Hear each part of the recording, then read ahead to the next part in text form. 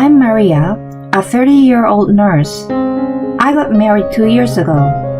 Ken, my husband, is a salesman and a great communicator unlike me. I'm 7 months pregnant right now.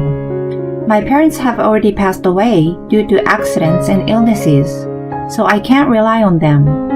However, my mother-in-law cared for me. It's my first baby, so of course I'm full of anxiety. But I have a husband and a mother-in-law I can trust, so I believed I can safely deliver my baby. Or that's what I thought. One day, I had an upset stomach at work and had to leave early. I walked slowly while trying not to strain my body as much as possible. I noticed something strange when I finally arrived in front of my apartment. My husband's car was parked in its usual place, although he was supposed to be at work. I wondered if he was stopping by during business hours. As I stood in front of the apartment, I felt a strange and inexpressive feeling. Maybe this is what a woman's intuition was. With my heart beating and my head calmer than usual, I unlocked the door with my phone in my hand, careful to not make a sound. I quietly walked through the front door and made my way into the bedroom. On our precious bed were a man and a woman completely naked. Before they noticed, I point my phone to take a picture. Snap! The shutter sounded, but the two were so absorbed in the moment, they did not notice a thing. After that, I picked up my husband's phone that was still in the living room and I left the house. As soon as I closed the door to our apartment, I started to sweat and my stomach ached. I used the little strength I had left to call my best friend Nadia. Nadia answered the phone and rushed over to me right away.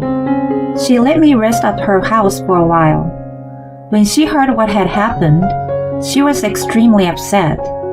She checked my husband's phone while pouring me a hot drink. I don't know if he's just being careless or if he's taking advantage of me, but the phone with no passcode was full of evidence of the affair. I was shocked, but Nadia tells me something even more shocking. The other woman looks like Amy. What? Amy. That was the name of a girl in college 1 year under us. She was famous for her beautiful style, round eyes, and white skin. For the opposite sex, she was a girl you wanted to protect. To the same sex, she was a girl you would never want your boyfriend to meet. That's right. Amy was the type of woman who wants other people's boyfriends. My friend was also a victim, and I remember comforting her. We never saw each other after graduation. Before I found out I was pregnant, I ran into Amy at my favorite cafe. I was with my husband at the time, and Amy was with another man, so I assumed it would just be brief. But she sat down next to us and spoke to my husband and I like we were friends. That was all though. It's not like my husband and Amy exchanged numbers. It would be understandable if she was taking boyfriends, but I didn't think she would go for a married man. When? How? And why? Many questions and despair swirled in my head. Nadia gathered up all the evidence of my husband's affair while I had those thoughts. It may be because of the unexpected surprise that my stomach was still hurting. So I asked Nadia to accompany me to see my doctor. As I thought, the situation was not good and I had to be hospitalized. Nadia offered to prepare me for the hospitalization.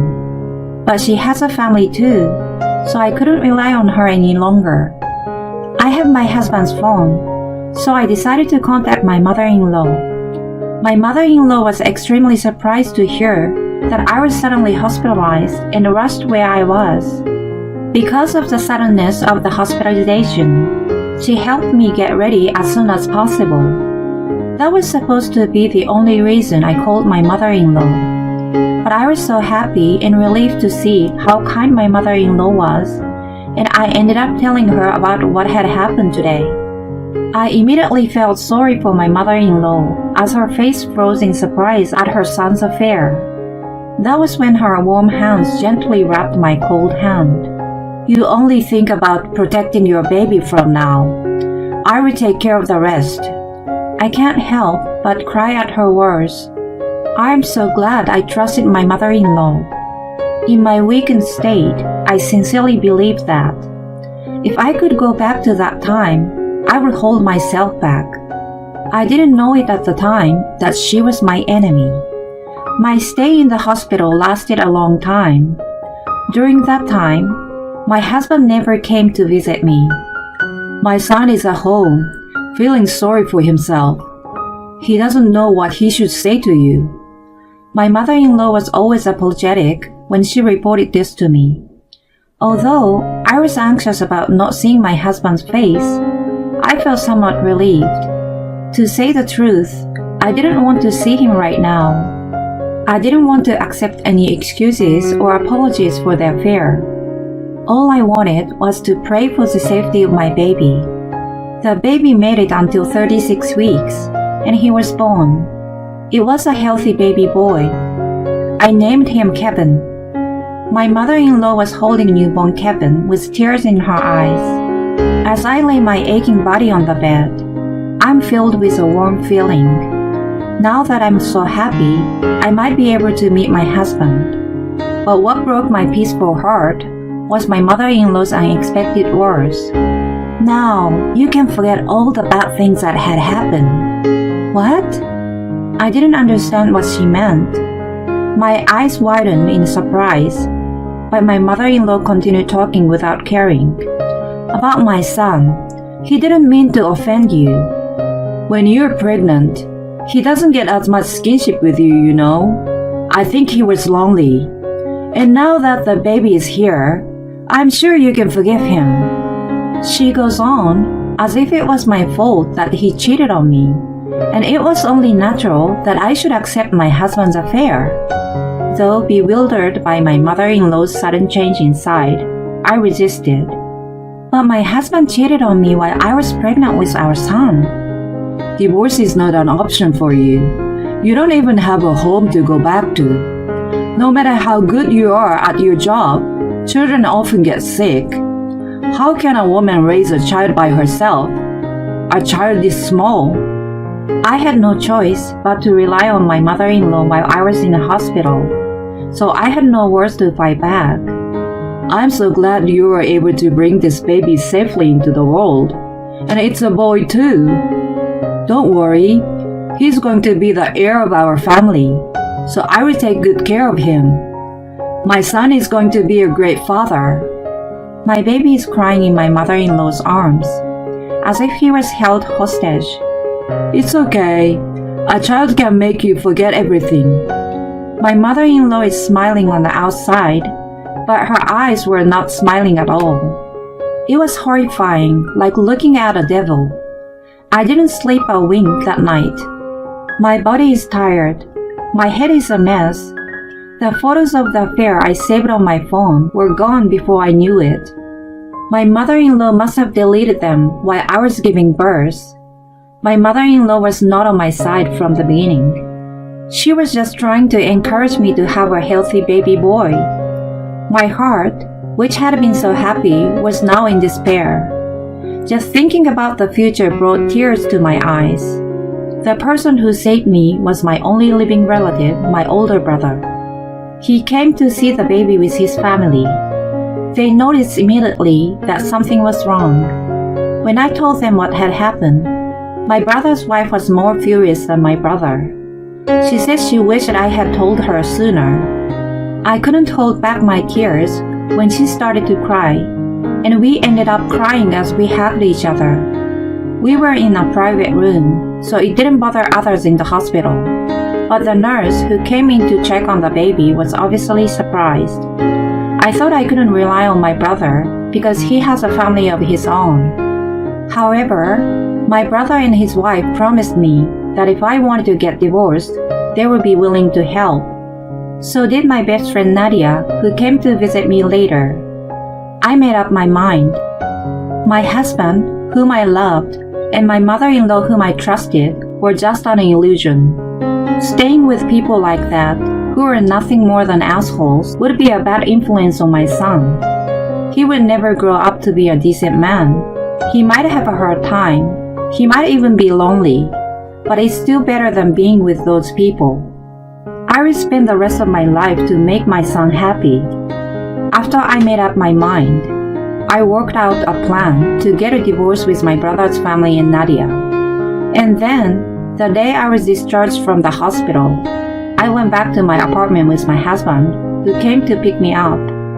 There was no way I wanted to go home. But no matter how determined I was, my postpartum body didn't work the way I wanted to. My body had been in the hospital for nearly 2 months due to the threatened premature delivery, so my muscle had been deteriorated. I'd rather not have your body fall apart by pushing too hard. It's be better to wait until we gather enough evidence and act after recovery. This was the advice from my brother's wife, who had had 2 children of her own. My husband, who had not shown his face for the past 2 months, arrived with a big smile on his face. No sign of remorse or emaciation at all.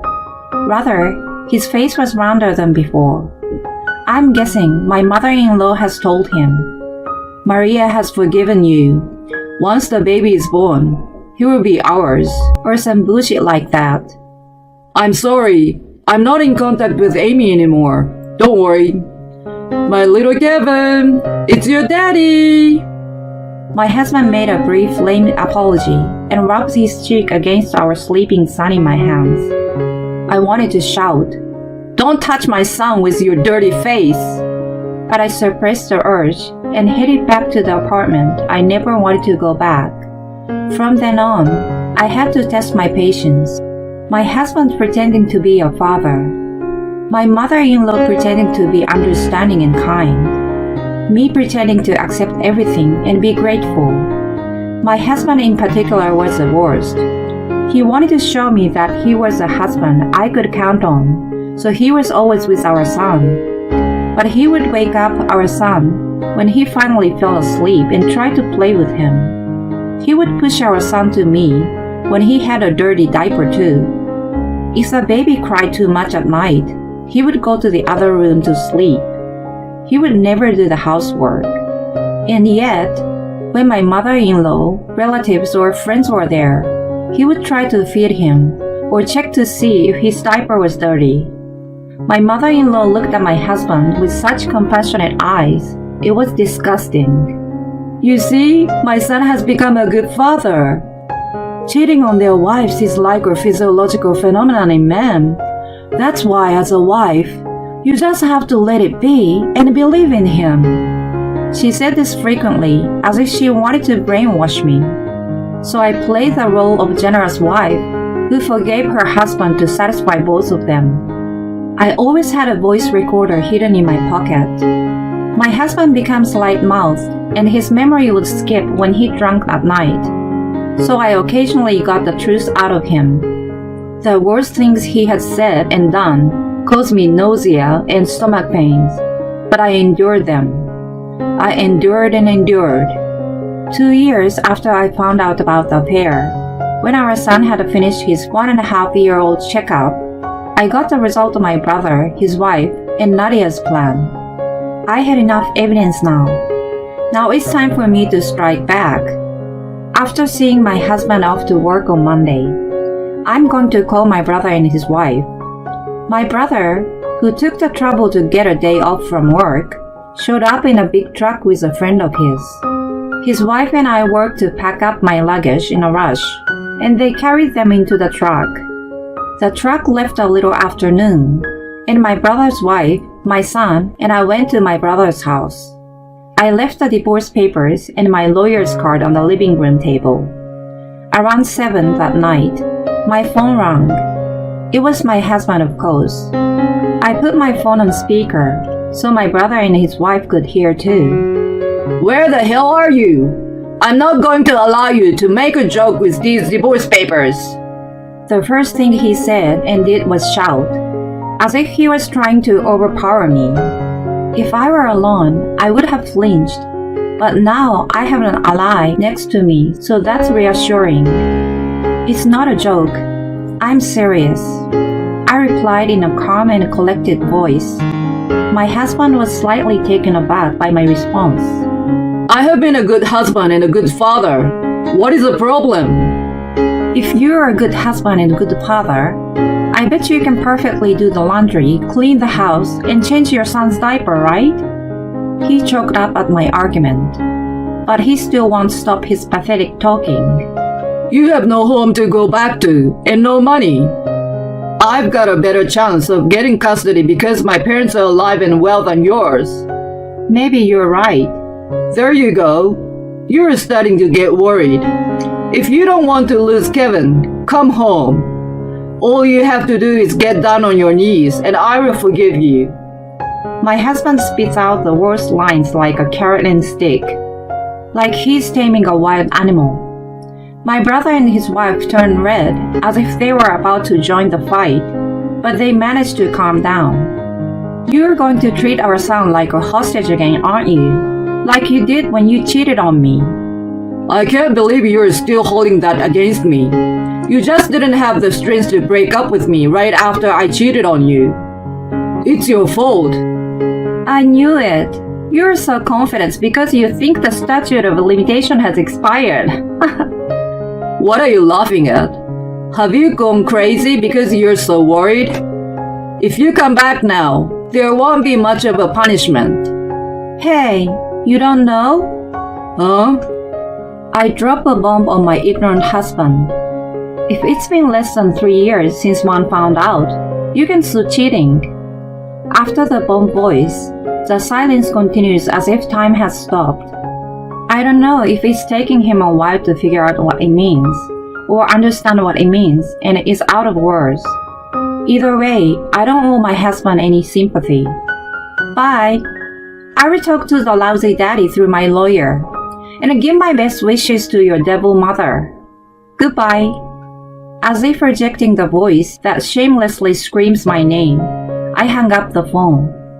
I looked up to my brother and his wife, with their hands raised to congratulate me on a job well done. I gave them a high five with both hands. The battle would last until the divorce was final. It took a year and a half to get all the evidence I needed. Photos of the affair and screenshots of messages that were erased by my mother-in-law were all in the backup file that Nadia created just in case, so it was no problem. Furthermore, I recorded everything my mother-in-law said about cheating being a physiological phenomenon or whatever. The diary I kept every day and the videos I secretly took showed my husband faking a good father. I found out from my drunken husband how long he had been cheating on me and what they had done. I don't think it's cute for a woman to get upset over something as trivial as a cheating husband. You've abandoned everything as a woman after you got pregnant with a child. The voice recorder also caught awful moments like these. Naturally, my in-laws resisted miserably. My brainwashed relatives and their friends tried to persuade me. As soon as I played this series of rants for them, they all pulled away silently. Rather, they took my side, and some of them had a strong sense of justice. While my in-laws were begging to my lawyer, I managed to start my new life in an apartment near my brother's house. In addition, I started a new job with a daycare center, so I was able to commute to work with my son. A father who hurts his wife by cheating and can't take care of the house or child. In-laws who take their son's side and threaten the wife. A mother who worked hard to raise her child with the help of her relatives. The world was on my side. It took a long time, but I was able to leave my husband. Of course, I never neglected to punish his affair partner, Amy. After the baby was born, she came all the way to our house and said, "I'm sorry, I fell in love with your precious husband." What a surprise. She apologized though she didn't feel bad at all. On her social media, she had poems about how she was so sinful for being loved too much. Just reading them gave me goosebumps. Of course, I would not allow her to be happy with her victory. I've endured a year and a half since I gave birth in order to find the most damaging opportunity for her. Nadia kept an eye on Amy's social media posts. Using her friends and other contacts, she got information that Amy got engaged to her true boyfriend. When the time was right, I went to see Amy at her office with my lawyer. I knew that her fiancé was a competent man who worked at the same place. Of course, her fiancé was pale. Amy panicked and made countless excuses and meaningless arguments, but we ignored them and left. As we apologized to surrounding employees for disturbing them at work, this was all to give the impression that she was a disgusting woman who took the husband away from a kind wife. Moreover, it seems that there was other women besides me who were victims of Mamie and were looking for an opportunity to take revenge. While I was suing her, apparently the company received a content-satisfied letter from others. Her fiancé was disgusted and said he couldn't marry a woman so unfaithful and broke off the engagement. Covered in debt to pay alimony, her dream of becoming a millionaire was dashed.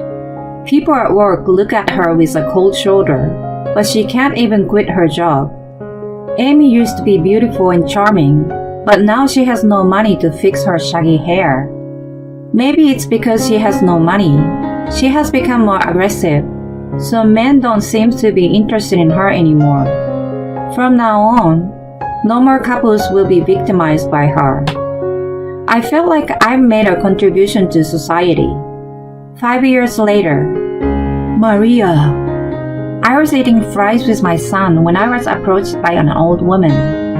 I didn't know who she was for a moment, but when I looked into her eyes and saw a trace of the past, I remembered who she was. Ken's mother? It was my ex-husband's mother. A person can change so much in 5 years. As if she was pleased that I remembered her, my ex-mother-in-law's sunken eyes light up. I'm glad to see you're doing well. Isn't that Kevin next to you? He has grown up so much. My ex-mother-in-law looks at me with tears in her eyes while my son tilts his head. Mommy, who is this person? Is she the wicked witch? Hey Maria, Kevin, I'm your one and only grandma. No, please don't lie to him. Your mother has passed away, so it's not a lie. But you don't even have the help of your mother. It's admirable that you've raised him so well with just your hands. As usual, her words and action are so off the point, it made me laugh. But you don't have to be so stubborn anymore. Go home to my son. He's waiting for you and Kevin without getting married. Isn't he so earnest? Isn't just because no woman comes to him? That's not true. I knew that was the truth. I can tell by my ex-mother-in-law's extreme aging and the fact that she still has feelings for me. At that moment, my son stood up looking very happy.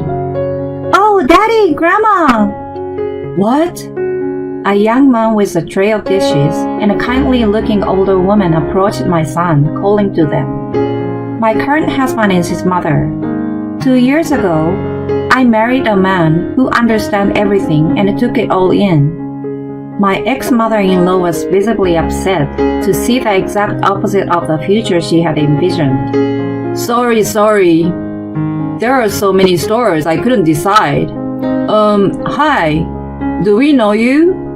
Well, she's my ex-husband's mother. To my confession, my current mother-in-law comes between us to defend me. Well, it's nice to meet you. I've heard a lot about you from Maria. Thanks to you, I have a lovely daughter-in-law and a beautiful grandson. I'm so happy. My ex-mother-in-law can only make her mouth gape, like a goldfish at the perfect authority of my current mother-in-law. I'm going to tell you what I have been wanting to tell you for a long time. What you said to me back then was true. A child can make you forget everything. I have no regrets about Ken at all. My husband places the food on another table and urges me to move to that table to protect me and my son. I did not look back at my ex-mother-in-law and I enjoyed the meal with my precious family with all my heart. Mom, can I have some ice cream? Only if you can finish the whole meal. Yay, Mom, I love you. With a bright future ahead of me, I'm living my life to the fullest, happier than ever. My name is Sally. I'm 42 years old and I'm an office worker.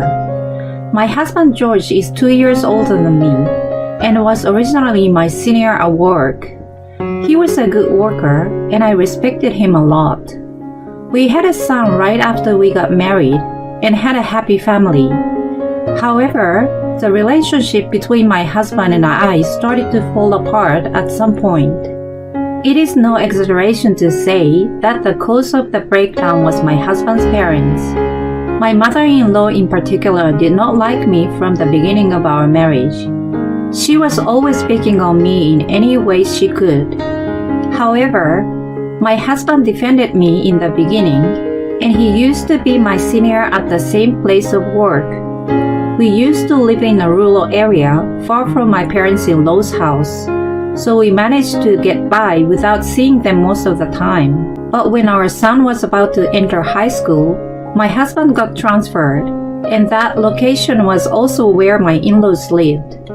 In addition, my husband's new workplace and my son's high school were close to my in-laws' house, so inevitably, we ended up living close to them. I resigned from the company when my husband got transferred, looked for a new job in the area where we were going to live, and changed the jobs. It was easier at this company than my previous one.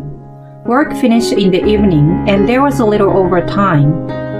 I can afford to make elaborate dinners and box lunches for my son and husband, but my mother-in-law often arrives at the same time as me, so every time this happens, it feels very difficult and stressful because she's a bit of a bully. Then, my parents-in-law planned a trip to a hot spring and invited me to join them. They said that they want to take me and my son on the trip. What do you think about this? When I asked my son this, he replied, I can't go because I have camp with my club on the Saturday and Sunday after next. My son plays baseball, which he has wanted to continue since junior high, and the high school he entered had a strong baseball team. So they have a training camp every year from early in the year.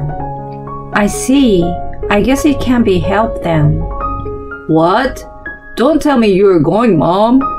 Yes, because I like hot springs. Are you okay with that?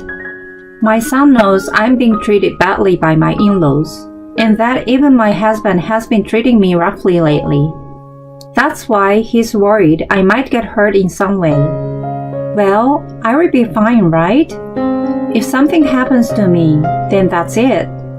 My son said, All right, and seemed satisfied for the time being. And before I knew it, it was the day before the spa trip. Tomorrow, go rent a car and pick up Dad and Mom, and then come back. My husband said this to me while watching TV. What? I'm going to rent a car, and what are you going to do? I'm tired from work today, so I will sleep until the last minutes tomorrow. Why don't you pick them up and come back, and then I will join you. We're going to the same destination anyway. My husband is always doing this these days. He puts me in charge of everything. I've been working all day and into the evening. I'm doing the housework on top of that. I'm also the one who prepared his lunch and the dinner he just ate. If anything, I think I'm more tired than he is. I've been picking up my father-in-law. He's just lazing around, making it sound as if he's the only one who is tired from working. When we were first married, he did about half the housework. When my son was younger, George took the lead in doing the housework and was really helpful. As our son got older, my husband's just responsibility increased and he had less time for housework. But he still helped me clean the house on his days off. Sometimes he cooked for us. But after my in-laws started coming in and out of our house more often, my husband stopped doing housework completely. That is because my mother-in-law interferes. When my husband was doing the housework, she would say, "Why is George doing the housework? It's the wife's job." And she would stop him. "The breadwinner of the family should only do his job." Since she said this to him every time, he gradually got brainwashed and stopped doing the housework. And then he said, "That's right. There's no need for me to do the housework. Why did you let me do it all this time?" Going as far as to blame me. And when it got to that point, it was beyond my control. And I don't think I can make it right now. My husband has changed drastically in the past few years. The reason he got transferred in the first place was because his job wasn't going so well. So he takes it out on me on a daily basis these days. But when I try to argue with him, he always tries to reason with me and never backs down. I've become so annoyed with him that I've decided to just let him be. It's the most stress-free way to live. I thought about divorce, but my son went to a private high school and the tuition was too expensive. And when I thought about putting him through college, I felt that being a single parent was too much of a challenge, so I couldn't go through with the divorce. I've come to think of my parents as an old man who is a bit of a pain in the butt, but I can bear with it as long as he gave some money. When I think in this way, I'd feel less stressed out. I thought that I didn't have to take quite a risk to get a divorce, so here we are. I joined this trip because it was a trip to a hot spring resort that I love, so I knew I could enjoy it even if I had to do it alone. And if I wanted, I could separate from my in-laws and my husband. Perhaps I'm thought of as a designated driver, but my husband and father-in-law can both drive, so what the heck?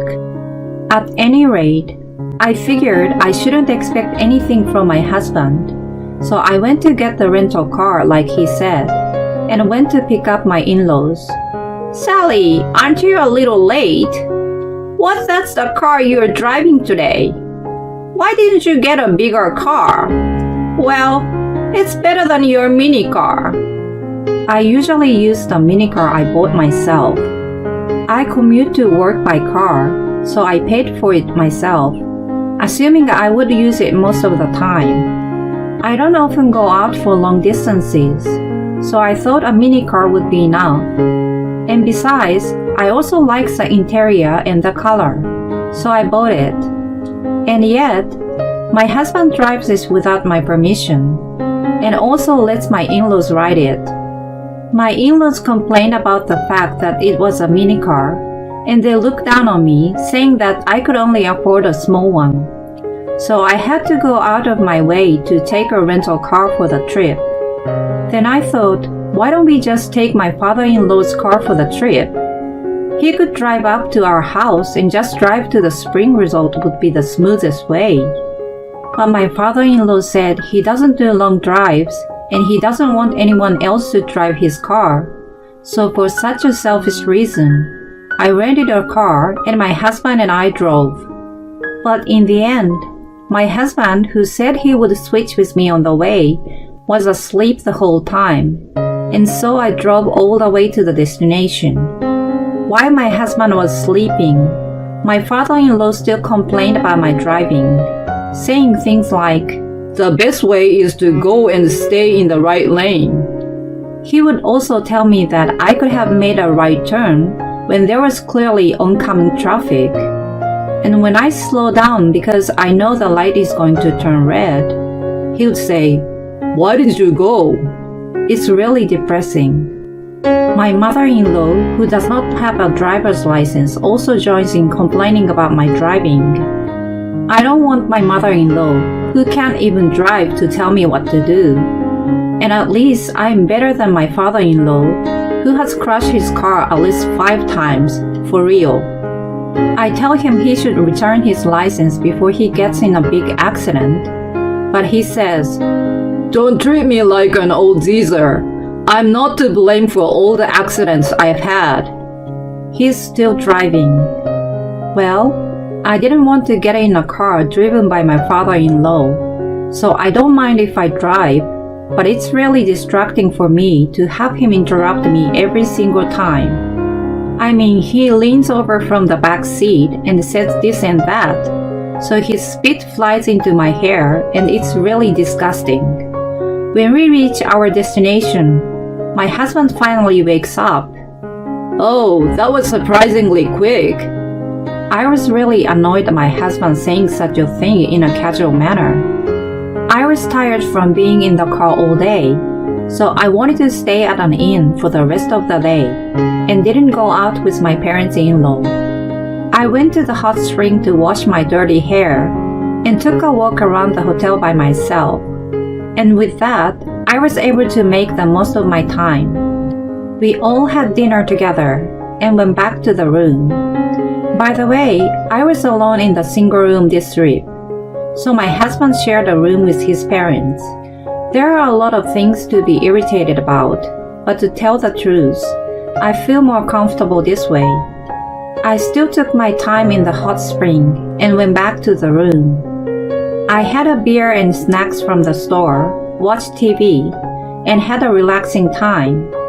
I wonder if my son is having a nice meal with his baseball teammates at the cafeteria. Or is he talking or playing games in the shared room? I would probably get some messages or phone calls from my mother-in-law around this time, so I decided not to do anything. We would talk about how the trip went when we get home. Before I knew it, it was already midnight, so I got under the covers and went to bed.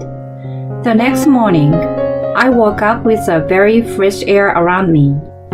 Oh, how I wish I could have mornings like this all the time. It's still 2 hours until the breakfast time that my in-laws told me. It's only 6:30. It's become so ingrained in my body that I have to get up in time to make lunch. That's right. Since I'm here, I might as well take a hot bath. I went to the hot spring again and soaked in the water slowly. The weather was beautiful, so the open air bath was very pleasant. I went back to my room and called my son to let him know I was coming home this evening.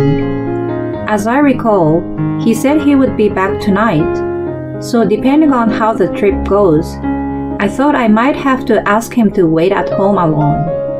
I sent a message, packed my bags, put on my makeup, and since it was almost 8:30 a.m., I decided to go have breakfast. I was supposed to have breakfast with my in-laws, so I went to the room where the three of them were staying. But no matter how many times I knocked, there was no response. Maybe they had already gone ahead of me. I had no choice but to go to the breakfast room, but there was no sign of my in-laws. The breakfast room was not that big. If I went around to all the tables, I should be able to find them soon. I sent a message to my husband, but he didn't reply. I thought it was impossible, so when I went to the front desk to check, they told me that my husband and in-laws had already finished their breakfast and left. They told me breakfast was at 8:30, but in fact, the breakfast room was open an hour earlier than that. My in-laws and husband intentionally lied about the time, went to the trouble of telling me to start eating at 8:30 a.m., and that I was not supposed to come to the breakfast room early. Even more so, I was supposed to do the checkout. My mother-in-law told me, "We'll pay for your stay." Her words were a lie. I would have to pay for 2 rooms. Of course, I would not have a car. In short, my in-laws had planned to leave me behind and return home on their own. I was so pissed off, but in a way, it made me feel better. If you're going to do that, then I'm ready to do this. I went to the breakfast room with a refreshed mind and elegantly enjoyed the buffet breakfast. Well then, what should I do now? While I was thinking about that, I got a call from my mother-in-law. "Excuse me, where are you?" is what I said, and my mother-in-law started laughing I thought that since we were going on a vacation, we should enjoy spending time together as a family. If that's the case, you didn't have to go to the trouble of leaving me here. Why didn't you just come with the three of you to begin with? We only brought you along to pay for the car and the accommodation. But you still got to come to your favorite hot spring resort and have a nice meal, so you should be grateful. If that's the case, they all could have paid less if they'd just gone by themselves.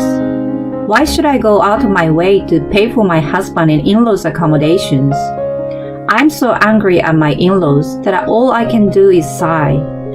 Well then, we'll just go sightseeing and go home first. Why don't you run back, Sally? I don't know how many days it would take though. My mother-in-law was laughing like a fool. As you can imagine, I don't like being told off like this. Is George driving? I told her to put me on speakerphone so he could hear me. Then my mother-in-law seems to have switched over, and I can hear my husband's voice. What's up? What the hell do you want? Were you going to leave me from the beginning? Don't be so angry. You like the hot springs here, didn't you? Why don't you go relax by yourself today? But you have laundry to do. And John is coming home from training camp, so come home this evening and do your chores properly. Hearing my husband's voice, who seemed so happy to make me obey him, there was no restraint in me anymore. What? You should at least do your own laundry. Hey, don't act like that. I'm the head of the household. Even more so, I'm the one who is telling you to take it easy. Where normally, you should be the one crying and saying thank you, right? That's so old-fashioned and lame, so you shouldn't do that. What? You're so cocky. I will give you a lecture when I get back. Prepare yourself. Oh, don't worry about my words, because today is the last time I'm going to see you. Huh? Both my husband and in-laws sounded surprised at the same time. Oh, I mean you're not even here today. Or should I say, I haven't even seen you today. So last night's dinner at the hotel was the last time, right? Haha. What do you mean? I heard my husband's upset voice, so I quickly responded. Because I'm divorcing you. What? You know, just about a year ago, you confronted me with divorce papers, right? My husband's attitude had changed since we moved in, but around this time last year, he was particularly cold. I couldn't stand it any longer, and when I questioned him about it, he suddenly got angry and confronted me with the divorce papers. I was upset at the time, and because I was concerned about our son's tuition fees and other things, I refused to divorce him. After that, my husband immediately said, Please pretend that we never discussed divorce. I'm sorry for my emotional outburst. So we decided to stay married, but there's no doubt that I harbored a great deal of distrust toward my husband. So I secretly hired a detective agency to investigate him. It seems that he was having an affair with a classmate from high school. They met again a little after we moved here, and she was a single mother with a daughter in middle school. I think he tried to leave me to be with the woman he was having an affair with, but he was probably turned down. He probably felt that it would be a disadvantage for him to leave me at that point and only pay child support and be single. Besides, if he had me to do the housework, he wouldn't have to do anything himself. In short, I was treated as a convenient housekeeper from then on. Well, I also got some money from him and treated him like an old man, so I guess it's the same. But I kept the evidence of the affair I'd gathered from the agency to use it as a bargaining chip if something happened. Even it was a past affair, it's only been a year, so I can get a divorce at your fault. As I said this, I heard the surprised voice of my father-in-law and mother-in-law over the speakerphone, It seems that they didn't think my husband was having an affair. Then I decided to say something else that surprised them even more. Just because you've been demoted and your salary has dropped dramatically doesn't mean I'm not going to charge you alimony mercilessly. Again, I hear my in-laws surprise. How could you be so arrogant when I make as much as you do? Even though I earn the same amount of money, I pack lunches for you and John. I clean the house and make dinner for you both, right? You got left behind and had a cushy job all the time, but you always talked about how tired you were and how you were the breadwinner of the family. I said things that hurt him more and more, and he became silent. I stayed married to you because I was thinking about our child's tuition and all that. But I did some research, and I found out that even if I became a single mother, my parents are willing to help. So I realized that I don't need you. Plus, you'd be paying alimony and child support, okay? I'd rather have a happy, stress-free life, even if it means losing a little bit of income. So I'm filing for divorce. Enjoy your day of sightseeing without me. My in-laws were calling my name in a panic, and George was stammering and about to say something, but I didn't care and hung up the phone. The bus to town was just about to arrive, so I got on the bus and went to the station, then took the train to my house. I was so relieved to be able to say all the things I wanted to say to my husband. So I had some lunch and a beer. I was able to catch the bus and the train at the right time, so I was home before evening. I was glad that my husband had confronted me with a complete one at that time. And while I was packing my things, my son came home. Oh, aren't you home early? I mean, just you? When I told him what had happened, he scolded me lightly, saying, "I told you so. But if you divorce him, I will stay with you." My son didn't seem to be bothered by it. Well, he's a sophomore in high school, so I guess he somehow understood that my relationship with my husband was not good. Well, I'm going to pack up my stuff.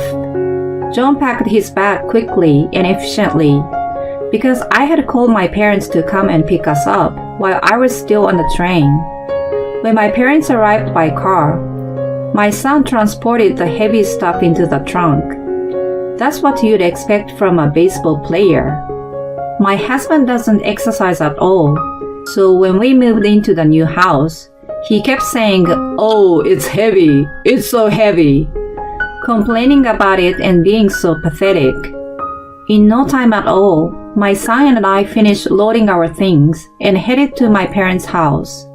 In the meantime, I kept getting phone calls from my husband and in-laws. So after we had arrived and I calmed down a bit, I called them back. "Finally, you picked up. Hey, why weren't you answering the phone?" I can answer the phone whenever I want to, right? Don't be ridiculous. I haven't even granted you a divorce yet. Even if you say so, you and I are strangers now. Huh? I kept the divorce papers you confronted me with before, so I filed them. Oh no! So all I have to do now is ask you for alimony and child support. Aside from that, I only need to go and talk to my lawyer about those. Wait a minute! Sally, please reconsider. It's true I betrayed you once, but don't worry. You're all I see now. I will take care of you again. I was so sickened by my husband's words that I almost threw up the lunch I ate. Just how weak-minded are you? I don't have a shred of love left in me for you. So why don't you try again with your mistress? If you try again with her, oh, but she's already remarried now, so maybe not. Haha. Huh? My husband was surprised to find out the truth. Apparently, even if he couldn't remarry, he thought that his mistress would still have feelings for him, even though they parted once. Why do men have such stupid ideas? I found out that his affair partner had remarried when I was filing for alimony.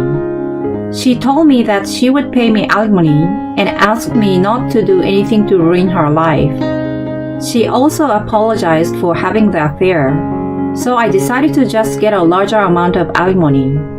So it's fine no matter how much money I need to pay for my son's tuition. My husband also paid alimony and child support. George couldn't pay with his own savings or salary, so he asked his parents to pay in his stead.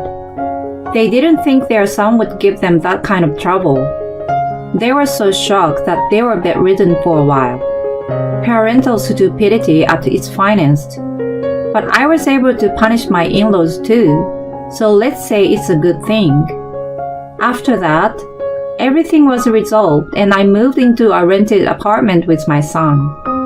My son has grown up to be a good boy, just the same as he was. Today, I'm at his baseball game with my parents. My son looks so dignified when he stands in the batter's box, and he looks so cool and mature. The metal bat catches the ball with a count sound, and my son gets a hit and scores a run. He raises his fist to his teammates on the base. As I thought about how I want to continue watching my son grow up and taking good care of him, I applauded John's success with joy.